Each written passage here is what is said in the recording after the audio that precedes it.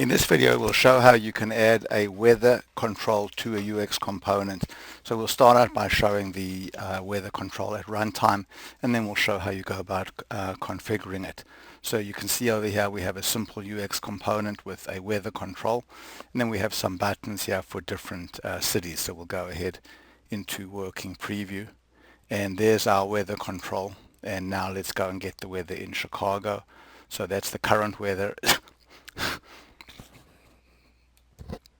So it's currently sunny in Chicago, and then the temperature is 81, and then there's the 5-hour or the 4-hour forecast. Then let's go over to Rome, Sydney, and Miami, and we can see that basically by just setting the value of the control to a particular city, we cause it to update. So the weather control is just like any other data-bound control.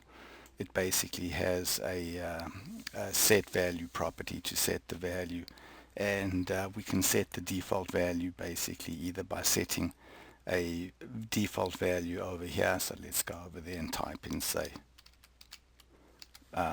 Moscow, and then run the component.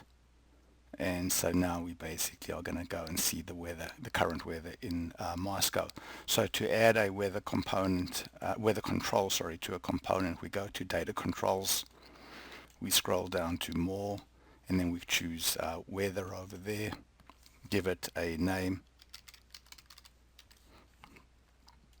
and then we can basically open up the property sheet.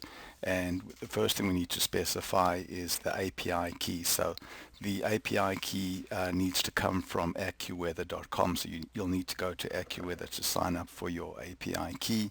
Then you can specify the default city, which will be the city that you show the weather for if you haven't set a default value over there. And then finally the template to actually use to render the data. So by default, the template is this is Alpha's client-side templating syntax, but you can go and change that template if you want. So basically the built-in weather control makes it very easy to display current weather and a forecast for a particular city. Thanks very much for watching.